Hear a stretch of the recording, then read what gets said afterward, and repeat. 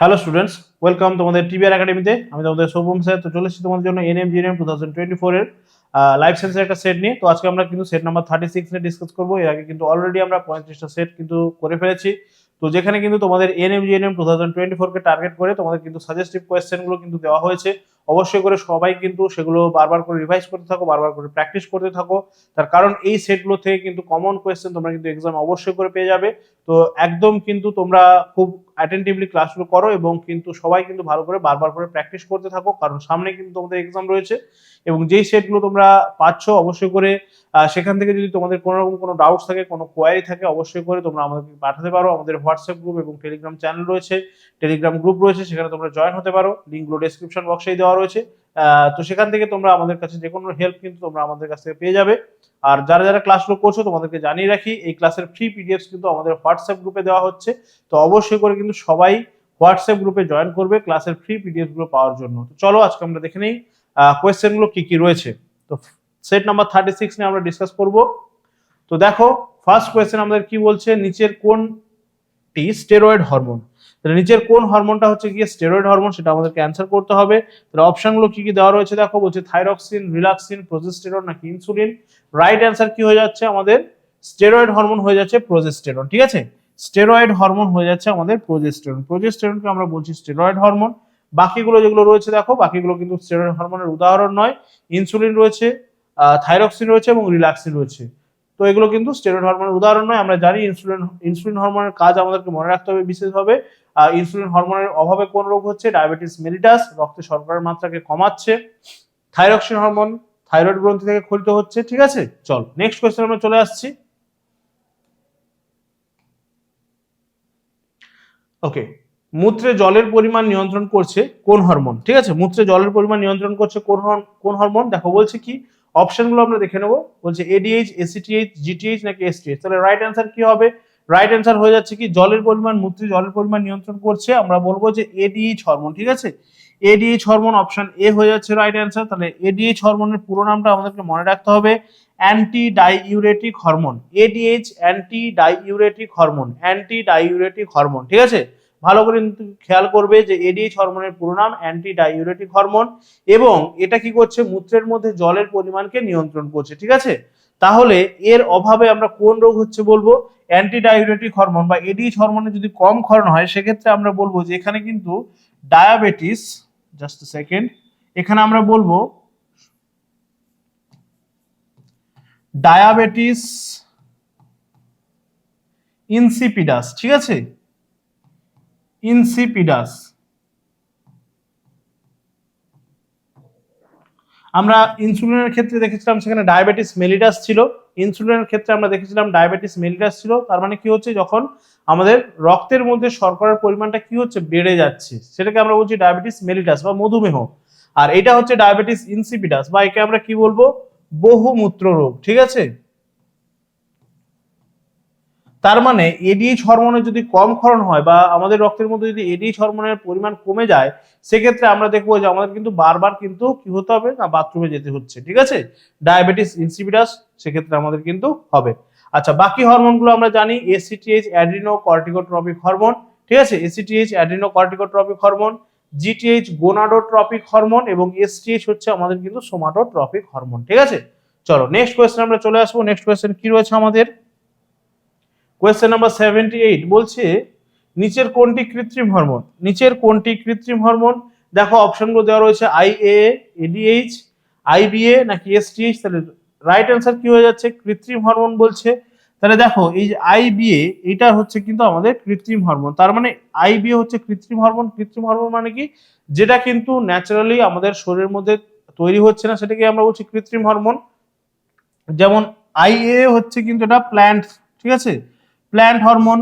আমরা জানি এডিএইচ এবং এসটিএইচ হচ্ছে কি আমাদের আমাদের শরীরের মধ্যেই হচ্ছে এডিএইচ এবং এসটিএইচ, এক্ষুনি আমরা দেখলাম। ঠিক আছে, অ্যান্টি ডায়াবেটিক হরমোন বা হচ্ছে আমরা সোমাটোট্রপিক হরমোন, এগুলো কিন্তু আমাদের দেহেই হচ্ছে প্রডিউস হচ্ছে হরমোনগুলো। এবং আইএ হচ্ছে কি, আইএ এর পুরো নাম বলবো কি, ইন্ডোল অ্যাসিটিক অ্যাসিড। এই ইন্ডোল অ্যাসিটিক অ্যাসিড কার রাসায়নিক নাম, কোন হরমোনের রাসায়নিক নাম ইন্ডোল অ্যাসিটিক অ্যাসিড, আমরা বলবো যে অক্সিন। অক্সিন হরমোনের রাসায়নিক নাম হচ্ছে ইন্ডোল অ্যাসিটিক অ্যাসিড। তাহলে রাইট অ্যান্সার কিন্তু এখানে আমাদের হয়ে যাচ্ছে option C, indole butyric acid. IBA হচ্ছে কৃত্রিম হরমোন। ঠিক আছে, ইন্ডোল বিউটারিক অ্যাসিড, ভালো করে নামটা কিন্তু আমাদেরকে খেয়াল রাখতে হবে। চলো নেক্সট কোয়েশ্চেন আমরা চলে আসবো। নেক্সট কোয়েশ্চেন কি রয়েছে আমাদের 79, বলছে কোন প্রকার কোষ বিভাজনে একটি মাতৃকোষ থেকে দুটি অপত্য কোষের সৃষ্টি হয়। ঠিক আছে, তো এখানে আমরা বলবো যে রাইট অ্যান্সার কি হয়ে যাচ্ছে, দুটি অপত্য কোষের সৃষ্টি হচ্ছে একটি মাতৃকোষ থেকে। তাহলে এখানে রাইট অ্যান্সারটা কি হয়ে যাচ্ছে, মাইটোসিস। ঠিক আছে, মাইটোসিস কোষ বিভাজন যেটাকে আমরা বলছি, এই মাইটোসিস কোষ বিভাজনই কিন্তু একটি কোষ থেকে দুটো অপত্য কোষ বা একটা মাতৃকোষ থেকে আমরা বলবো যে দুটো অপত্য কোষের কিন্তু সৃষ্টি হচ্ছে। ঠিক আছে, একটা মাতৃকোষ থেকে দুটো অপত্য কোষ কিন্তু সৃষ্টি হচ্ছে এবং দুটোতেই আমরা দেখবো যে ক্রোমোজোম সংখ্যাটা কিন্তু দুটোতেই কিন্তু ক্রোমোজোম সংখ্যা কিন্তু সেম। ঠিক আছে, তাহলে মাতৃকোষের ক্রোমোজোম সংখ্যা এবং অপত্য কোষের ক্রোমোজোম সংখ্যা সমান হচ্ছে। তো সেই জন্য মাইটোসিসকে আমরা কি বলবো, যে সমবিভাজন। ঠিক আছে, মাইটোসিসকে আমরা কি বলবো, সমবিভাজন, যেহেতু মাতৃকোষ এবং অপত্য কোষের ক্রোমোজোম সংখ্যাটা কিন্তু সেম থাকছে। চলো নেক্সট কোয়েশ্চেন আমরা চলে আসছি। নেক্সট কোয়েশ্চেন কি রয়েছে আমাদের কাছে, নেক্সট কোয়েশ্চেন দেখো, তাহলে 80 নাম্বার কোয়েশ্চেন কি বলছে আমাদেরকে,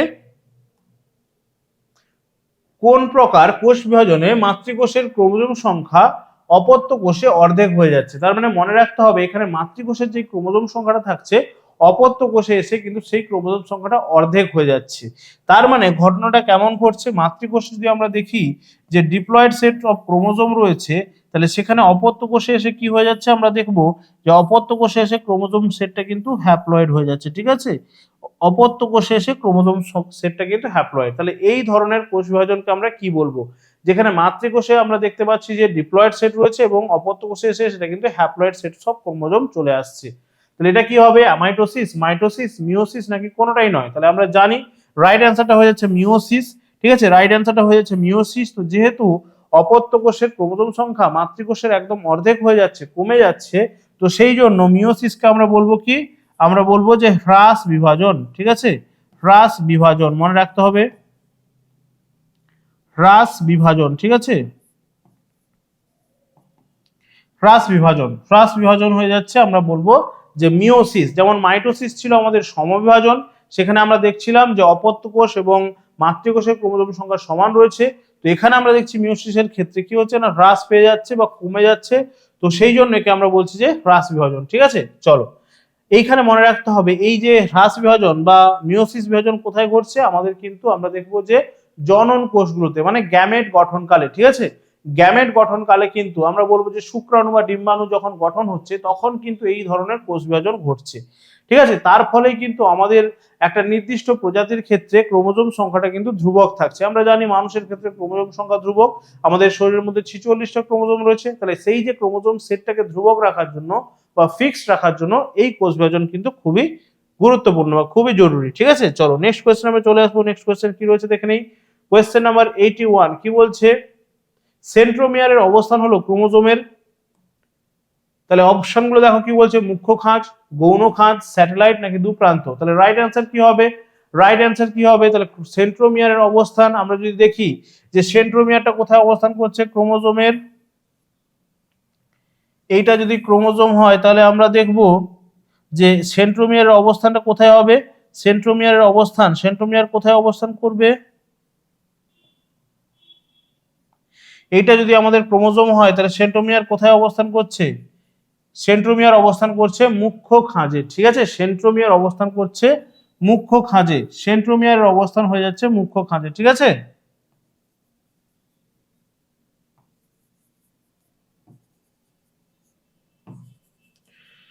তাহলে ক্রোমোজোমের যে মুখ্য খাঁজ, এই মুখ্য খাঁজেই কিন্তু সেন্ট্রোমিয়ার অবস্থান করছে। ঠিক আছে, সেন্ট্রোমিয়ার অবস্থান করছে এবং অন্য মুখ্য খাঁজ ছাড়া যে অন্য খাঁজটা রয়েছে, মুখ্য খাঁজ ছাড়া যে অন্য খাঁজগুলো রয়েছে, সেই অন্য খাঁজটাকে আমরা বলবো কি, গৌণ খাঁজ। ঠিক আছে, সেই অন্য খাঁজটাকে আমরা বলবো গৌণ খাঁজ এবং মুখ্য খাঁজের মধ্যে কিন্তু সেন্ট্রোমিয়ারের অবস্থান হচ্ছে।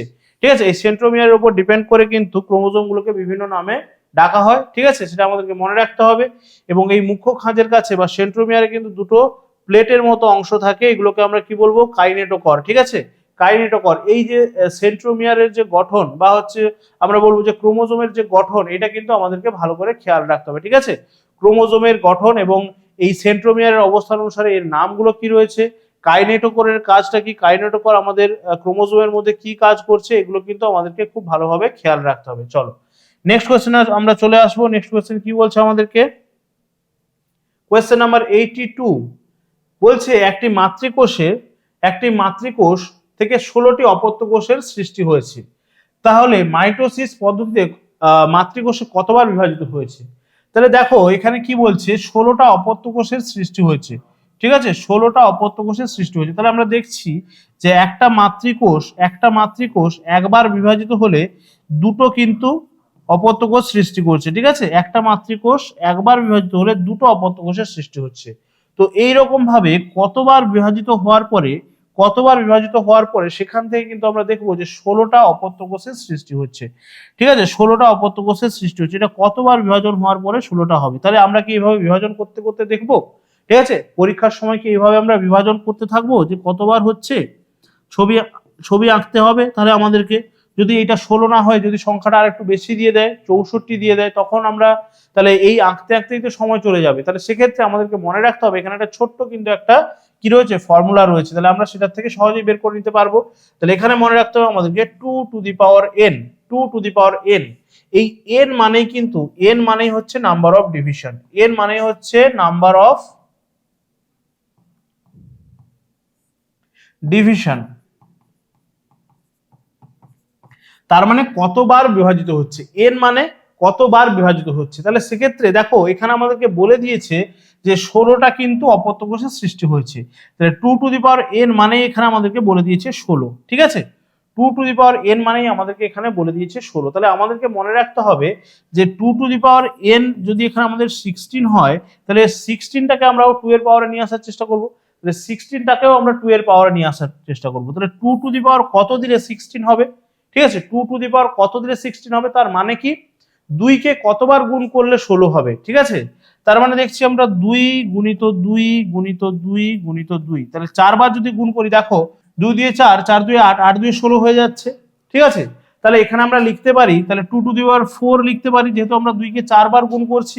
ঠিক আছে, 2 কে 4 বার গুণ করছি, তার মানে 4 লিখতে পারি।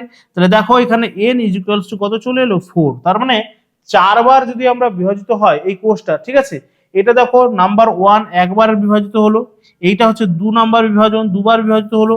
এরকম যদি আরো দুবার বিভাজিত হয়, সেক্ষেত্রে আমরা দেখবো যে 16টা কিন্তু এখানে আমাদের অপত্য কোষের সৃষ্টি হবে। তাহলে অপশন দেখো, অপশন বি রয়েছে 4 বার, তাহলে রাইট অ্যান্সার হয়ে যাচ্ছে আমাদের অপশন বি। রাইট অ্যান্সার হয়ে যাচ্ছে অপশন বি। দেখো আশা করি বোঝা গেল ব্যাপারটা কি হচ্ছে। তাহলে এখানে শুধুমাত্র আমাদেরকে মনে রাখতে হবে এই যে 2 টু দি পাওয়ার n, এটাই কিন্তু আমাদেরকে মনে রাখতে হবে। এবং n মানেই কিন্তু নাম্বার অফ ডিভিশন। এটা কিন্তু তোমরা একটুখানি নোট করে রাখার চেষ্টা করবে এবং এটা কিন্তু নিজেরা একবার করে দেখার চেষ্টা করবে। ঠিক আছে, নিজেরা একবার করবে, তাহলেই কিন্তু ব্যাপারটা কিন্তু খুব ভালোভাবে তোমাদের কিন্তু বোধগম্য হবে। ঠিক আছে, যদিও তোমাদের কোনো ডাউটস থাকে অবশ্যই করে তোমরা জানাতে পারো, আমি কিন্তু পরে তোমাদেরকে কিন্তু এটাতে হেল্প করে দিতে পারি। চলো নেক্সট কোয়েশ্চেনে চলে আসছি আমরা।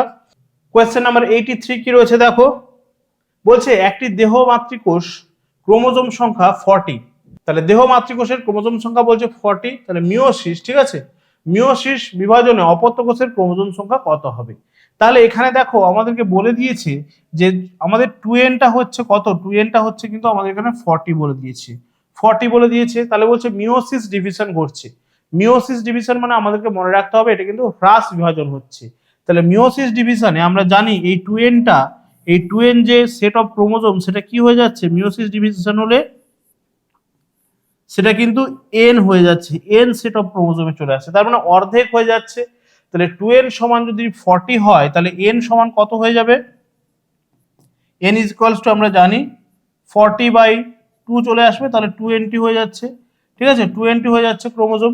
তাহলে যেহেতু আমাদের এখানে মিওসিস হয়েছে সেই জন্যই কিন্তু আমরা করলাম। ঠিক আছে, ভালো করে খেয়াল করবে, মিওসিস ডিভিশন হয়েছে, মিওসিস ডিভিশন হয়েছে। ঠিক আছে, এইটা কিন্তু ভালো করে মনে রাখতে হবে।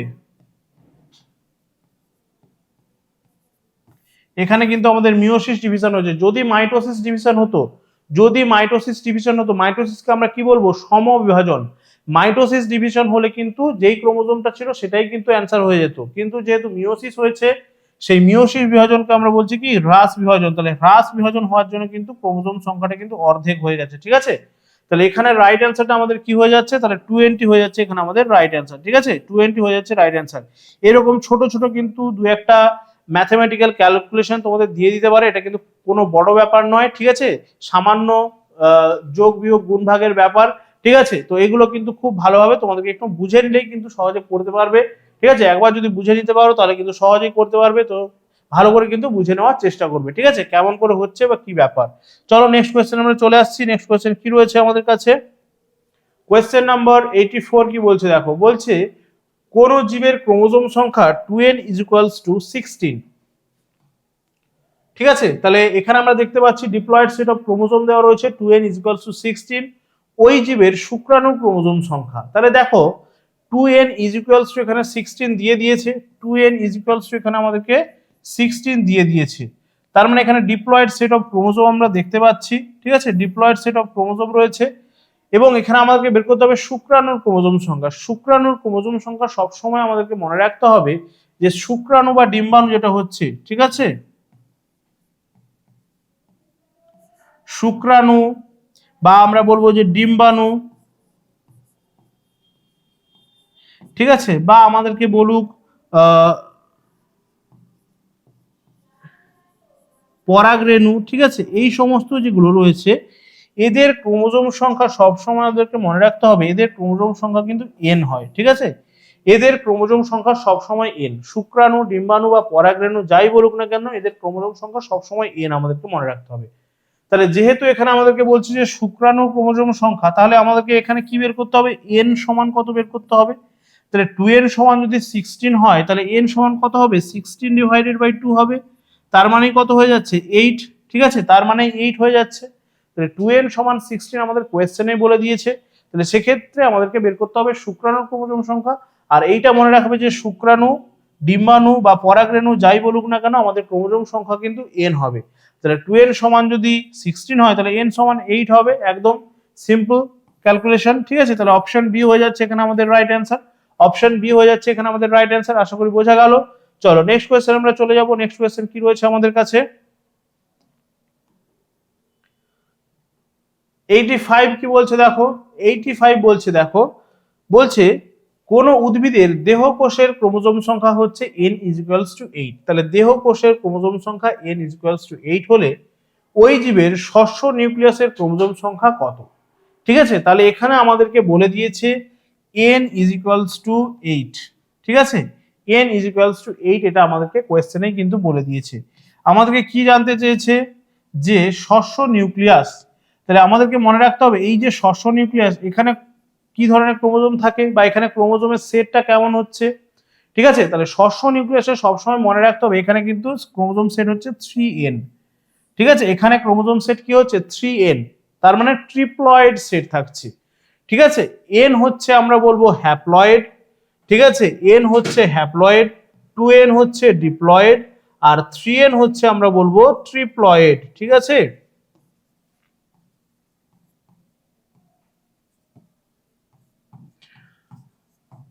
n হ্যাপ্লয়েড, 2n হচ্ছে ডিপ্লয়েড, আর 3n হচ্ছে কি ট্রিপ্লয়েড। ঠিক আছে,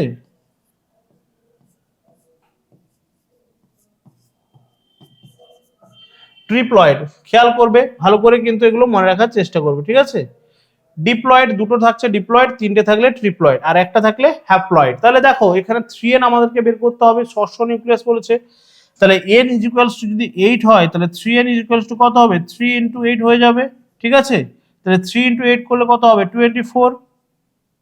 তাহলে রাইট অ্যান্সার হয়ে যাচ্ছে আমাদের অপশন সি। ঠিক আছে, রাইট অ্যান্সার হয়ে যাচ্ছে অপশন সি। দেখো এই ধরনের কিন্তু ম্যাথমেটিক্যাল ক্যালকুলেশনগুলো তোমাদেরকে দিতে পারে। তাহলে সেক্ষেত্রে তোমাদেরকে মনে রাখতে হবে কোথায় আমাদের হ্যাপ্লয়েড সংখ্যক ক্রোমোজোম থাকছে, কোথায় আমাদের ডিপ্লয়েড সংখ্যক ক্রোমোজোম থাকছে এবং কোথায় ট্রিপ্লয়েড সংখ্যক।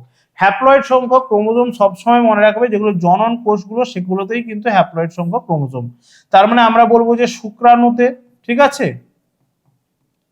বা ডিম্বাণুতে, আমরা একটু আগে যেটা বললাম তোমাদেরকে ডিম্বাণুতে, বা আমরা বলবো যে পরাগরেণু। ঠিক আছে, পরাগরেণু এগুলোতে থাকছে haploid set. 2n set of chromosome দেহকোষ, যে কোনো দেহকোষের ক্ষেত্রে আমরা বলবো, ঠিক আছে, দেহকোষ, যে কোনো দেহকোষ, আমাদের যে কোনো জায়গার কোষ নিয়ে নাও শরীরের, সেটা কিন্তু তোমাদের কি হয়ে যাবে না 2n সেট। আমাদের হাতের, চোখের, কানের, গলার, ঠিক আছে, পায়ের, যেখানে খুশি তুমি কোষ নিয়ে নাও সেই কোষ কিন্তু হবে 2n। ঠিক আছে, সেই কোষ কিন্তু 2n হয়ে যাচ্ছে। আর 3n সেট অফ মনে রাখতে হবে সবসময়, এটা কিন্তু শুধুমাত্র কি ষষ্ঠ নিউক্লিয়াসে থাকে। শস্য নিউক্লিয়াস, ঠিক আছে, শস্য নিউক্লিয়াসে, শস্য নিউক্লিয়াস, ঠিক আছে, এই 3n সেট অফ ক্রোমোজোম থাকছে শস্য নিউক্লিয়াসের মধ্যে, ঠিক আছে। চলো, তাহলে এটা হচ্ছে আমাদের কোয়েশ্চেন। তাহলে ভালো করে এই জিনিসগুলো একটু মাথায় রাখলে কিন্তু এই ধরনের কোয়েশ্চেন করা কোনো ব্যাপার নয়, ঠিক আছে। চলো নেক্সট কোয়েশ্চেন আমরা এগিয়ে যাচ্ছি। নেক্সট কোয়েশ্চেন কি রয়েছে আমাদের? কোয়েশ্চেন নাম্বার 86 কি বলছে দেখো, বলছে আরএনএ তে কোন নাইট্রোজেন বেস থাকে না। ভালো করে খেয়াল করবে, এখানে কিন্তু না দেওয়া রয়েছে। না গুলো পড়া কিন্তু খুব মানে একদম ইম্পর্টেন্ট, ঠিক আছে। না সহজে আমাদের চোখে পড়ে না, ঠিক আছে। এইটাই শুধু আমরা পড়বো যে আরএনএ তে কোন নাইট্রোজেন বেস থাকে, ব্যাস। এখানে চটপট অ্যান্সার করে নিলাম। দেখতে পাচ্ছি যে ইউরাসিল, সহজেই আমরা ইউরাসিলটা অ্যান্সার করে চলে আসবো, ঠিক আছে। আমরা জানি যে ডিএনএ এবং আরএনএ এর মধ্যে একটাই পার্থক্য রয়েছে, সেটা হচ্ছে ইউরাসিল, ঠিক আছে। তাহলে এখানে ফট করে আমরা ইউরাসিলটা অ্যান্সার করে দেবো এবং সেটা কিন্তু রং অ্যান্সার হয়ে যাবে। তাহলে ভালো করে আমাদেরকে খেয়াল রাখতে হবে যে এখানে বলেছে যে কোন নাইট্রোজেন বেসটা কিন্তু থাকছে না। তাহলে আরএনএ তে থাকছে না, তার মানে কিন্তু ডিএনএ তে যেটা থাকছে, ঠিক আছে। ডিএনএ তে যেটা থাকছে, তাহলে রাইট অ্যান্সার কি হবে? অ্যাডেনিন, গুয়ানিন, থাইমিন, আর এখানে বলছে ইউরাসিল। তাহলে রাইট অ্যান্সার কি হচ্ছে?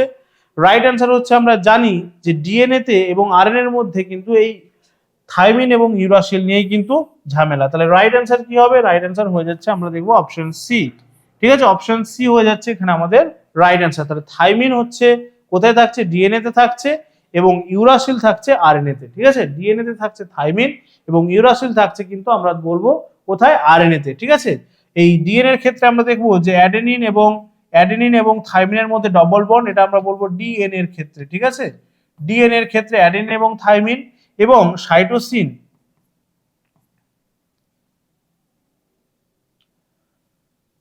এবং গুয়ানিনের মধ্যে কি হচ্ছে?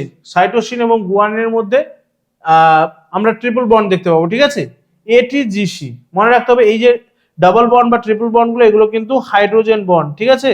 হাইড্রোজেন বন্ড বা হাইড্রোজেন বন্ধন বলবো এগুলোকে আমরা, হাইড্রোজেন বন্ড বা হাইড্রোজেন বন্ধন কিন্তু আমরা এগুলো বলবো, ঠিক আছে। চল নেক্সট কোয়েশ্চেন আমরা চলে আসছি। কোয়েশ্চেন নাম্বার 87 কি বলছে দেখো, কোয়েশ্চেন নাম্বার 87 কি বলছে? বলছে মেটাসেন্ট্রিক ক্রোমোজোমের আকার। মেটাসেন্ট্রিক ক্রোমোজোমের আকার, একটু আগেই আমরা দেখছিলাম যে ক্রোমোজোমের মুখ্য খাঁজে কে অবস্থান করছে? ক্রোমোজোমের মুখ্য খাঁজে অবস্থান করছে সেন্ট্রোমিয়ার। তাহলে সেক্ষেত্রে এই তার যে সেন্ট্রোমিয়ারের যে অবস্থান, সেটার উপর ডিপেন্ড করেই কিন্তু নামগুলো দেওয়া হচ্ছে।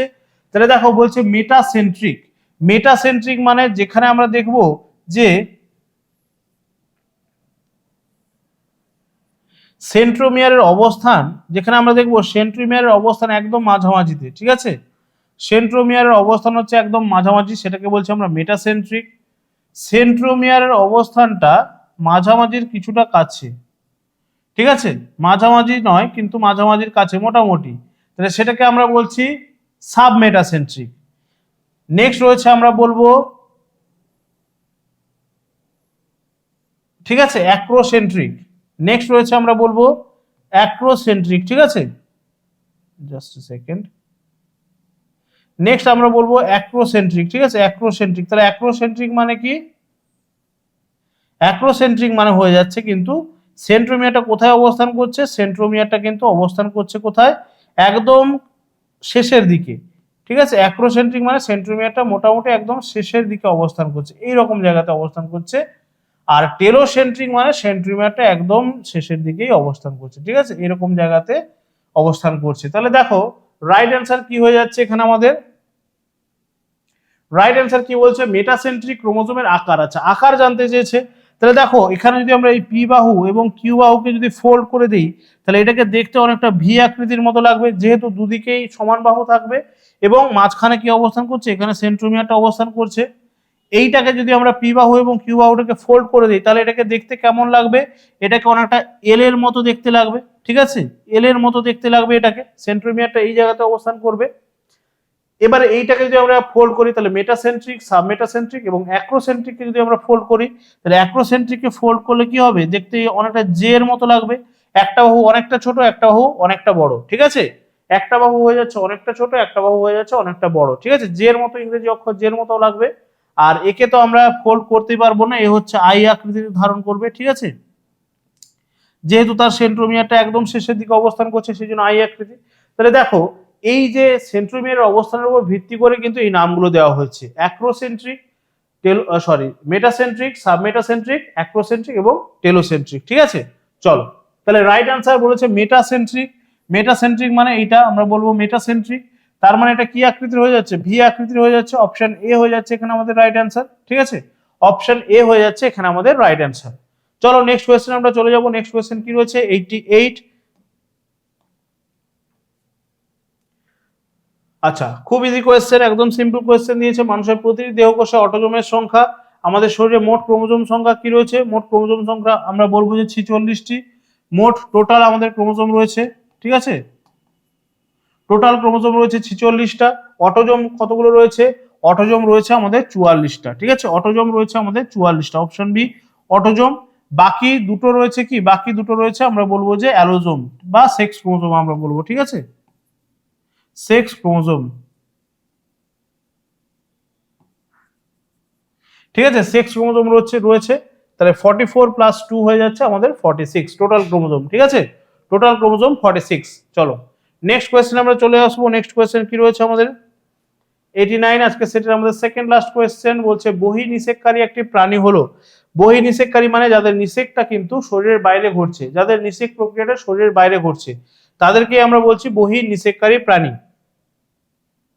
আচ্ছা, রাইট অ্যান্সার কি হয়ে যাবে, বহি নিষেককারী প্রাণী। তাহলে অপশন দিয়েছে দেখো মানুষ, ব্যাং, টিকটিকি নাকি পায়রা। তাহলে রাইট অ্যান্সার কি হবে, এই ব্যাং। ব্যাং হয়ে যাচ্ছে একটা বহি নিষেককারী প্রাণী। ঠিক আছে, ব্যাঙের নিষেকটা কিন্তু তার শরীরের বাইরে ঘটছে। ঠিক আছে, ব্যাঙের নিষেকটা তার শরীরের বাইরে ঘটছে, তো সেই জন্য এটাকে আমরা বলছি বহি নিষেককারী প্রাণী। চলো নেক্সট কোয়েশ্চেনে চলে আসছি। আজকে সেটার আমাদের একদম last but not list question কি রয়েছে দেখো, সংযুক্তি